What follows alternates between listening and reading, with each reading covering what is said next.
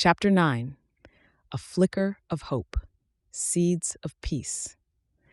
Late May brings subtle changes to Kiev. Between air raid sirens and ongoing hardships, small signs of resilience appear. Street vendors selling flowers, cafes reopening with generators, children playing in parks during the safer daylight hours. The Ukrainian military has pushed Russian forces back from the capital's immediate surroundings, creating a fragile bubble of relative normality. In a small apartment they now share in Podil, Ivan and Nadya have transformed their living room into an operations center. Maps cover one wall, colored pins marking evacuation routes, dangerous areas, documented atrocities. Another wall displays photographs, evidence they've collected, faces of those they've helped, reminders of why they continue. As the days turns into weeks, Ivan and Nadya's efforts begin to bear fruit. Word of their work spread, whispered from person to person, a spark of hope in a war-weary nation. Their volunteer network has expanded, now semi-officially coordinating with military intelligence. Their documentation work has gained international attention, with their evidence packages cited in UN reports and foreign media. What began as improvised assistance has become structured, professional, essential. They find allies in unexpected places. A grizzled old soldier who had seen too much death, a young mother who dreamed of a better future for her children. One by one, they build a network of support, a web of courage and determination that stretches across the country. There are moments of triumph, of breakthroughs that leave them giddy with success. Like the day they managed to arrange a ceasefire in a hotly contested region, allowing aid to reach those who needed it most. Or the night they sneak across enemy lines to rescue a group of children who have been orphaned by the war. But there are also moments of heartbreak, of losses that leave them reeling. Friends who disappeared, never to be seen again. Innocent lives cut short by bullets and bombs. Each one is a wound that would never fully heal, a reminder of the terrible cost of the conflict. Through it all, Ivan and Nadya lean on each other, drawing strength from their love. They know that they are stronger together, that their bond is a force that can overcome any obstacle. But tonight, exhaustion has caught up with them. Ivan closes his laptop after 18 straight hours coordinating evacuations from eastern regions. Nadya sets down her camera after sorting through hundreds of photographs for human rights investigators. "We need a break," she says, rubbing her eyes. "Just an hour." Ivan nods, stretching his back. Even in their growing intimacy, they rarely allow themselves to step away from their work. The weight of responsibility, for evacuees, for evidence, for truth, presses constantly on their shoulders. They move to the small balcony overlooking a courtyard where stubborn roses climb a damaged wall. Ivan brings tea in chipped mugs. Nadya wraps herself in a faded blue blanket against the evening chill. Their shoulders touch as they sit on the narrow bench, a now familiar comfort. "I had a call from that BBC journalist today," Nadya says after a moment of peaceful silence. "The one using our Bucha documentation. What did she want? She asked what we thought should happen after the war, what peace should look like." Nadya stares into her tea. "I didn't have an answer." Ivan considers this. Their focus has been so immediate, saving lives today, documenting crimes today, surviving today, that thinking beyond the war feels almost forbidden. "What would you want?" he asks finally. In a perfect world, the question opens something between them. As darkness falls and air raid sirens remain mercifully silent, they begin to imagine peace. Hesitantly at first, then with growing animation, they sketch possibilities. "Justice," Nadya starts, "real accountability for war crimes, not just leaders, but those who carried out orders." "Security guarantees," Ivan adds, "not just promises, something binding." Their conversation gains momentum, flowing from practical considerations to deeper aspirations. They discuss NATO, EU integration, reconstruction funds, border security. They debate sovereignty over Crimea, language rights, democratic reforms.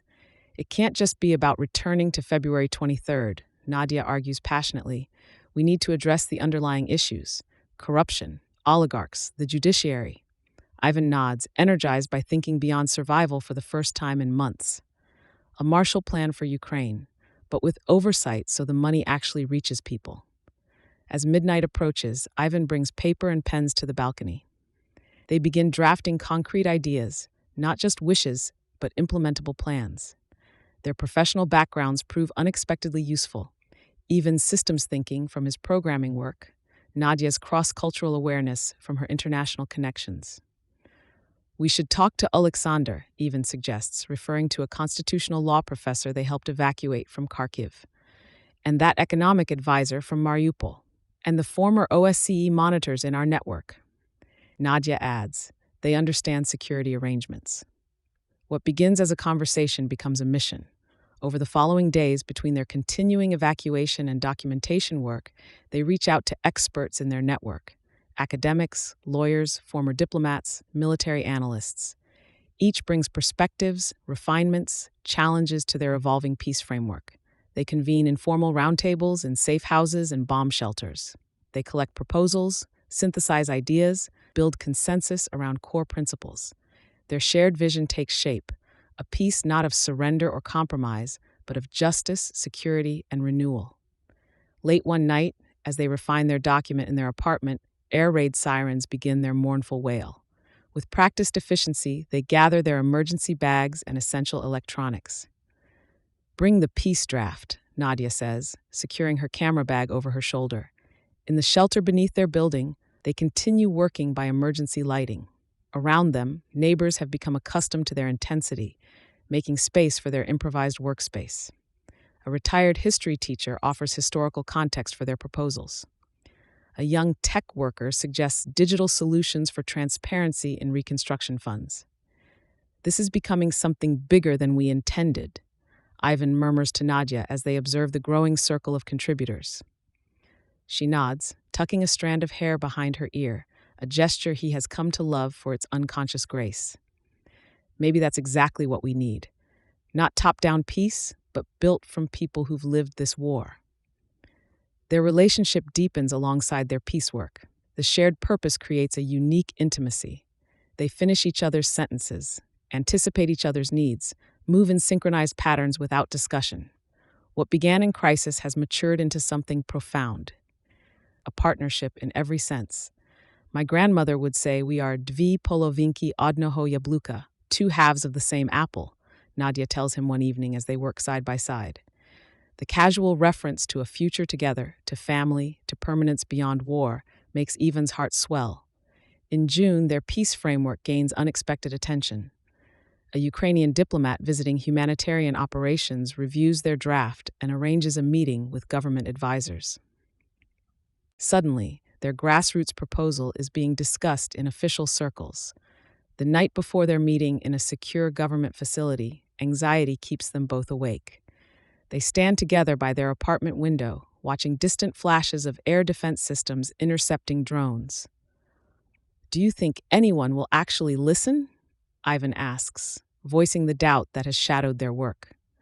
Nadya turns to him, her face half illuminated by the city's dimmed lights. They have to, because we're not just speaking for ourselves, we're speaking for Katerina and baby Miroslav, for the old professor from Bucha, for everyone we've documented, evacuated, mourned. She reaches up, her palm warm against his cheek. The tenderness of the gesture contrasts with the strength in her voice. This is why we survived, Ivan. To bear witness, yes, but also to help build what comes after. He covers her hand with his own, turning to kiss her palm, a gesture of reverence for her courage, her vision, her unwavering humanity in the face of horror. "Whatever happens tomorrow," he says softly, "this work has changed me. You have changed me." "We've changed each other," she corrects, moving closer. Their embrace is both comfort and promise. Acknowledgement of how far they've come from that first day in the cafe when invasion seemed theoretically possible but still unimaginable. Now, having witnessed the worst of humanity, they dare to imagine its best potential. Summer dreams. The meeting with their network of peacemakers exceeds their cautious expectations. The peace framework, particularly its emphasis on justice, security guarantees, and civil society involvement in reconstruction, resonates with officials seeking alternatives to traditional diplomatic approaches. "Your proposal bridges the gap between high-level negotiations and grassroots needs," a senior advisor tells them. "Would you be willing to develop it further, perhaps present it in international forums?" The question leaves them momentarily speechless. Their document, born on a small balcony during a rare moment of rest, has opened doors they never anticipated. That evening, they walk along the Dnipro River, processing the day's events. The summer sunset gilds the water, almost making it possible to forget the war, until an air raid siren starts, sending them and other pedestrians hurrying toward shelters. In the metro station serving as a bomb shelter, surrounded by Kievans with their resignation to interrupted lives, Ivan takes Nadya's hand. Today was just the beginning, he says.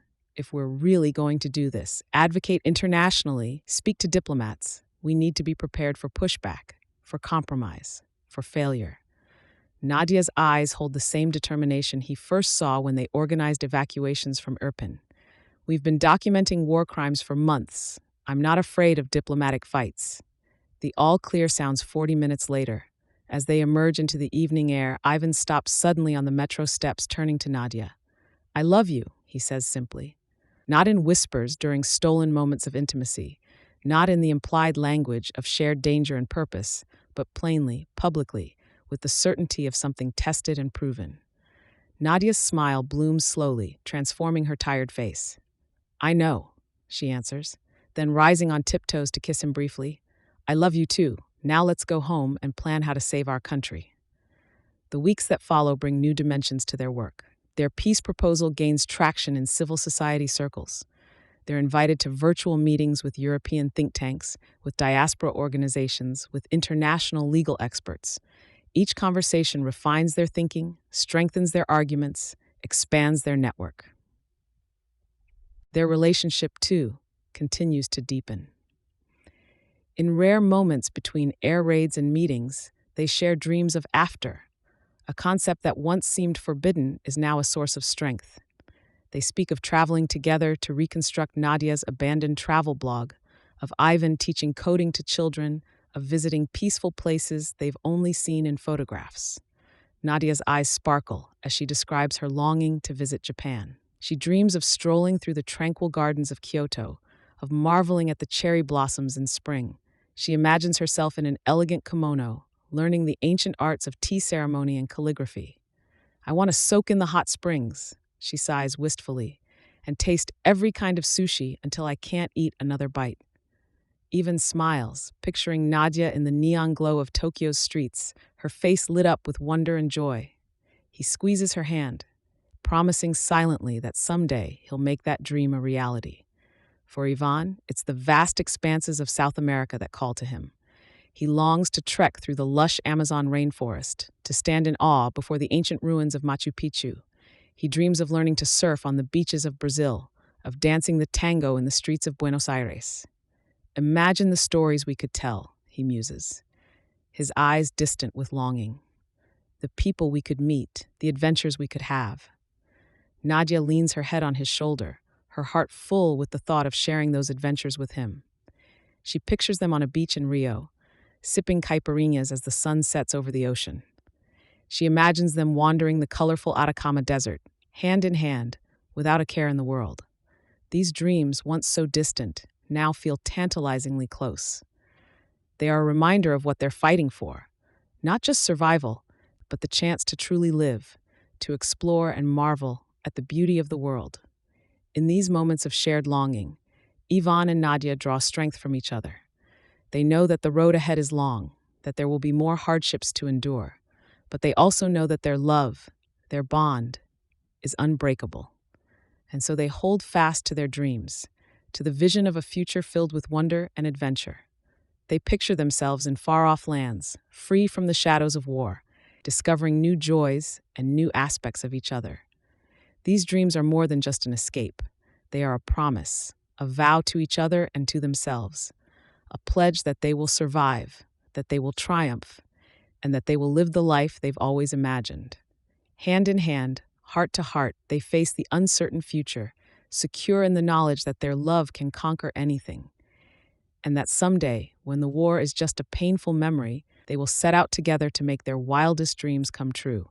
Whether it's under the cherry blossoms of Japan or on the beaches of Brazil, Ivan and Nadya know that the greatest adventure of all is the one they'll share together, and they can't wait to begin. Heritage. One night, in early July, Ivan wakes to find Nadya sitting by their window, illuminated by her laptop's glow. "What are you working on?" he asks, voice rough with sleep. "Adding the section on cultural recovery," she replies. "Preserving Ukrainian heritage, rebuilding museums and historical sites." He moves to stand behind her, hands resting lightly on her shoulders. On screen, he sees not just policy recommendations, but something more personal, a vision for the Ukraine they want to build together. "You know," he says, reading over her shoulder, "in all our planning for peace, we haven't talked about us, about our future." Nadya saves her document, then turns to face him. "Maybe because it seems obvious to me," she says. "Whatever comes after, whatever peace we help build, we'll be together in it." The simplicity of her certainty fills Ivan with a warmth that transcends the summer night. In a war that has destroyed so much, they have found something unbreakable. In documenting atrocities, they have discovered capacity for hope. In planning for peace, they have built their own future. Together, he agrees, sealing the word with a kiss that promises beyond war, beyond reconstruction, into the life they're already building amid the ruins of the old world. Outside, Kyiv breathes in momentary peace, the summer stars visible in a rare night without air raid sirens. Inside, two people who found each other in darkness continue imagining light. News. And slowly, incredibly, things begin to change. The fighting begins to die down, the rhetoric on both sides softening. There are whispers of peace talks, of a possible end to the bloodshed. Ivan and Nadya hardly dare to hope, but they can't help the fluttering in their hearts. Could it be possible? Could their dream of a united, peaceful Ukraine finally be within reach? One evening, as they sit together in the candlelight of a dark, rainy November night, a knock comes at the door. They tense, reaching instinctively for their weapons. But when they open the door, they find not an enemy, but a friend. It is Oleksandr, a fellow activist who has been working tirelessly for peace. His face is lined with exhaustion, but his eyes sparkle with excitement. "I have news," he says, his voice trembling. "The government, the separatists, they've agreed to talk, a real official peace conference, and they want you there, both of you."